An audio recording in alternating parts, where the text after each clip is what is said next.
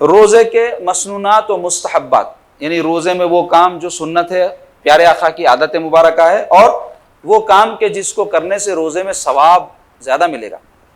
تو روزے کے مسنونات و مستحبات حسب ذیل، پہلا سحری کھانا، اس کی بڑی فضیلت ہے۔ حضور پاک صلی اللہ علیہ وسلم فرمائے سحری کھانے والوں پر اللہ تعالیٰ اور اس کے فرشتے رحمت بھیجتے، یہ لو کھا ہم رہے ہیں، پیٹ ہمارا بھر رہا، اس پہ رحمت بھی فری میں مل رہی۔ کیوں؟ اس واسطے کہ حضور فرمائے سحری کھانے میں برکت ہے۔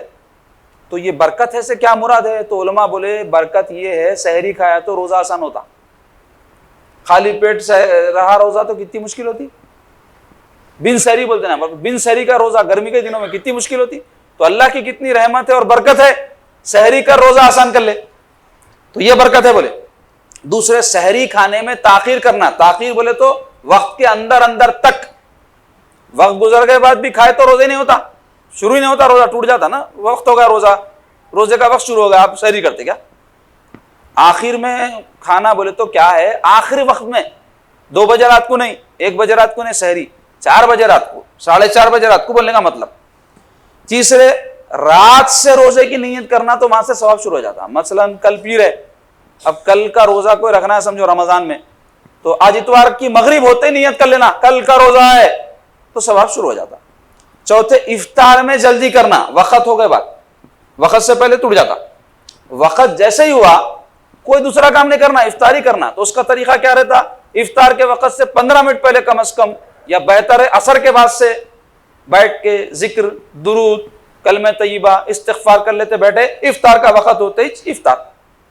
وہ لوگ جو عین وقت تک کاما کرتے رہتے، افطار کے وقت بھی کاموں میں لگے ہوئے رہتے، ویسے لوگوں کو چاہیے کہ وہ اس سے بچیں۔ اور خاص طور پہ عورتاں ڈشاں بنانے میں یہ لا وہ لا، اور مردوں کی فرمائشیں رہتی جس کی وجہ سے بنانا پڑتا، یا کئی عورتیں کمپٹیشن میں کہ ہم کو بنا کے بتانا ہے۔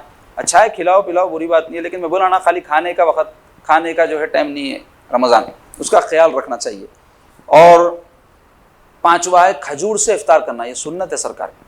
حضور کھجور سے افطار کرتے، کھجور نہ ہوتا تو پانی سے افطار کرتے، وہ نہ ہو تو نمک سے کریں، لیکن آگ سے پکی ہوئی چیز اخیر میں استعمال کرنا چاہیے، جتنا ہو سکے بغیر آگ سے پکی ہوئی چیز سے افطار کرنا چاہیے، جس میں بہتر ہے کھجور۔ چھٹے افطار سے پہلے دعا پڑھنا، اللہم لک صمت بک آمنت وعلیک توکلت وعلی رزقک افطرت۔ اور بھی ہے ذهب الظمأ وبطلت العروق وثبت الاجر انشاءاللہ، یہ دونوں میں سے کوئی ایک دعا پڑھ سکتے، یاد کر لینا چاہیے۔ ساتواں یہ ہے کہ حالت روزہ میں غیبت، جھوٹ، فحش باتیں، گالی گلوچ وغیرہ تمام گناہوں اور بری باتوں سے بچنا، اس سے تقویٰ پیدا ہوتا، نہیں تو بھوکے پیاسے رہنے سے زیادہ کچھ بھی نہیں ہے۔ روزہ رکنے کو کہتے، کس سے رکنا؟ خالی کھانے پینے سے نہیں، برائی سے، نافرمانی سے اللہ اس کے رسول کی۔